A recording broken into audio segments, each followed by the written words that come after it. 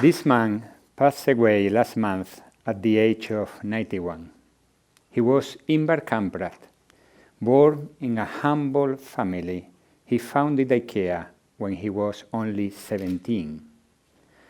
For many, his greatest legacy will be that he was one of the greatest entrepreneurs of the last century.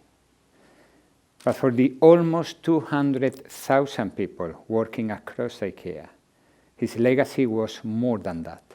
It was the way he led the company very successfully by putting people in the center of the business. 75 years later, this inclusive leadership is more relevant than ever. It is true that every year there are many people moving out of poverty. But it is also true that there are many people struggling to get by each day, that the quality gap is widening in between the richest and the rest, and the climate change is bringing new challenge to the planet and to communities. That's why inclusive leadership in companies is more relevant than ever, and this is what I want to share with you over the next 15 minutes. What leadership, inclusive leadership, means in practice for us, for me.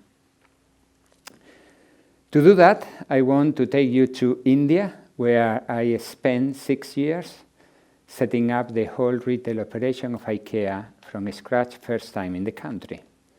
And we know India is a country full of contrasts. On one side, you have a rising middle class, then you have a high adoption of a smartphone, then you have many good examples of leapfrog, both in society but also in the economy.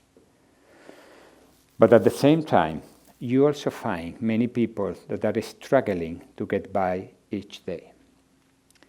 People like Anu. Anu, she's making her living out of used container collected from the streets and making beautiful handbags made of these bricks. She lives with her husband and her children in an extremely humble house. It's extremely small and very humble. When I visited her, she was not at all shy about showing her humble house. It was just the contrary. She was extremely proud because it took the entire life for her to be where she is and to be able to put her children in the school. She said to me, I know that my children will have a better life than me. Meeting these women that are fighting like hell to make a living, and at the same time they are striving for a better life for the children, left a lasting impression in me. Why do I share this story? I am not exaggerating if I tell you that Anu's visit made a massive impact in our business strategy. And we landed in the first of the 3 dimensions of inclusive leadership. Is putting people at the center of the business model. Is understanding them and putting people at the center of the business model. When I landed in India, I felt a bit lost, I have to say. It's a complex and vast country, 1.3 billion people, and you have to start everything from scratch in the retail operations. So the natural way forward would have been to order market research and to buy consultancy services. But we decided to go in the other way around. We visited Anu, and we visited 800 families across the country, different living conditions, different living situations, and different incomes. We met them in their homes, we sat down in the kitchen, we went to the living room, we went to the bathroom, and then we listened to them. And it was not only about information. It was mainly about sensing and feeling their needs. Because they help us to stay true to our purpose, to be as accessible as possible for the many people. But this didn't come without complexity. Imagine the following situation. You don't need to be an expert in business to understand what the perfect storm is in business. Imagine the following. High inflation, high interest rate, and a stable currency. At the same time, high cost of land, custom duties, high cost of transport, and then no friendly policies. And to top up, it's a country with low price for consumers. This was the situation I found at that time. Today, the situation is much better. The economy is developing much better, and it's a much more business-friendly environment. It's working in the right direction. But that was the situation at that time. So the easy way forward is to set up prices high to compensate for all the cost. But because of Anu's visit and because of the 800 families, we decided again to challenge ourselves and to challenge all the business model in order to really lower prices. Because at the end of the day, if you really understand them and you really put the people in the center of the business, you really help them to really get a better life. The second principle of inclusive leadership is not only a business-driven leadership, but also a society-driven leadership. In IKEA, beside big companies, big suppliers, and big production capacity, IKEA also does collaboration with the social entrepreneurs and women in many parts of India. For example, near Varanasi, where textile and cushions are produced. And I want to talk about Nilan. Nilan is a hero for me. It's not the type of heroes that we see on TV, but it's a real hero for me that is hardly known by a few dozen of people in her village. Nilan was working with her husband, a small farm. She got married at a very young age, working in the morning in the farm, working in the night at home, 2 children. Her son was attending the basic school, but her daughter was not. Was working with them, harvesting few rupees to make a living from the small farm. One day, Nilan came home because a friend of hers was working for the social entrepreneur making cushions. And then she asked her husband for a blessing to do the same. Her husband resisted, even with violence. She didn't give up, and then she was secretly escaping every night to be trained by her friend, coming back before the sunrise, working in the farm, working at home, and again escaping every night. A month later, she came home, and then she said she got a job. This time, not only the husband, also in-laws resisted, also with violence. But she didn't give up, and she started to work. A month later, she came home with 10,000 rupees, 3 times more than her husband used to make. Today, her husband works with her. Today, her house is not made of mud, it's made of bricks and elevated, so it doesn't get wet when flooding. Today, her 2 children, the boy and the daughter, goes to a better school. And today, she's mentoring other women in the village. She's for me a hero, and she has demonstrated much more courage than me and most of us in this room. I have been fortunate enough to see many women like Nilan, not only in the villages, also in the big cities, in big offices. That's why Nilan helped us to be determined in the goal to achieve 50% women-men equality ratio in the Indian organization. Because it's not only an unquestionable belief, it's also a proven fact of better performance in companies when do you have gender equality.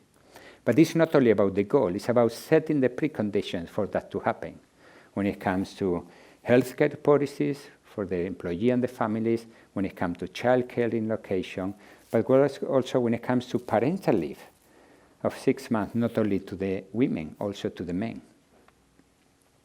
So Nilan helped us to take the next step, because we got excited and we decided to open up the supply chain of the retail operations to more social entrepreneurs to really embrace and invite people that are at disadvantage and facing difficulties in life. Because when you open up your supply chain of operations, you can invite people, for example, to make a livelihood out of waste management. For example, to grow vegetables from organic farm led by women that can be sold in the stores. For example, to integrate them in your supply chain of services.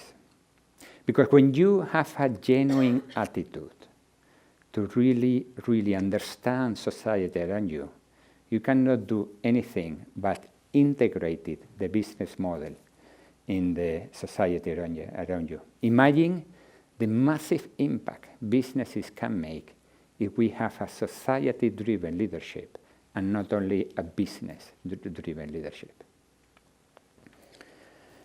And the third dimension of inclusive leadership is to side with the many people on the issues that matter the most. I have seen climate change in India, and it's not the climate change that we see in this part of the world.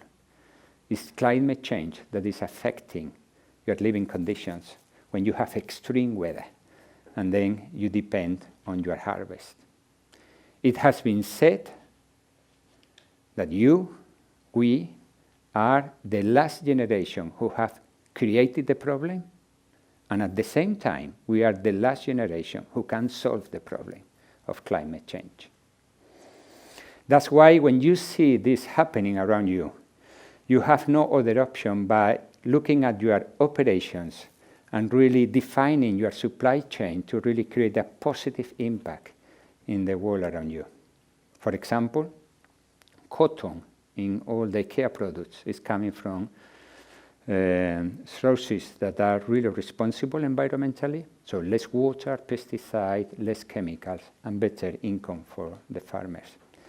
But this, for example, about going 100% in renewable energy. And it's about, as we are in our way, to produce more renewable energy than we consume by investing 1.7 billion euros both in solar and wind plants. But siding with the many is also about something else. Traditionally, we can all agree that businesses have kept down the head for the risk of alienating part of the consumer base or to be considered too political. But the time to be neutral is over. And businesses have the responsibility to speak up for people that are at disadvantage and to speak up for people that cannot make their voice, both in climate change but also in human rights. And it can be as simple as writing a letter. As our CEO here in US, he wrote a letter when the travel ban happened to all the employees and their families, supporting them, but also expressing our belief of diversity and inclusion. It is in these circumstances that you feel that business have the responsibility to speak up and to talk about the issues that matter the most to the many. All my career, I have been looking for people and teams that are driven by purpose.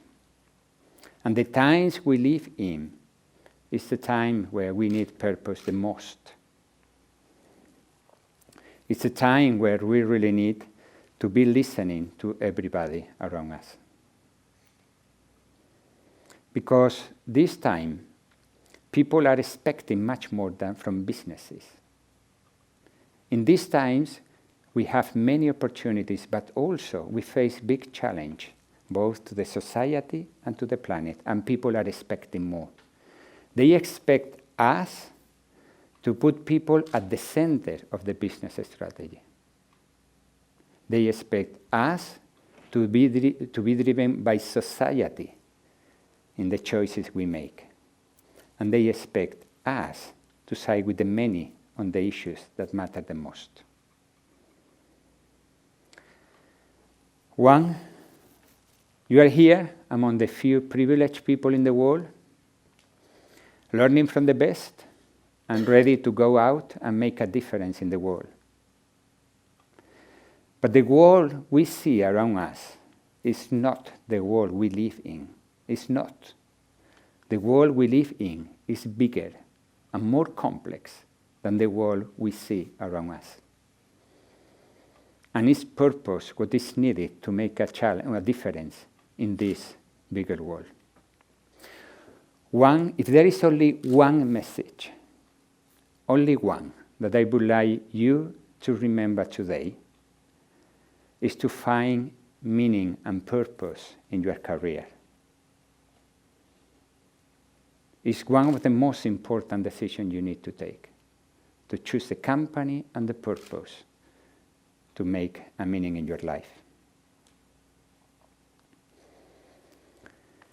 I leave you today with a very powerful question. What do you want your legacy to be? What do you want your legacy to be?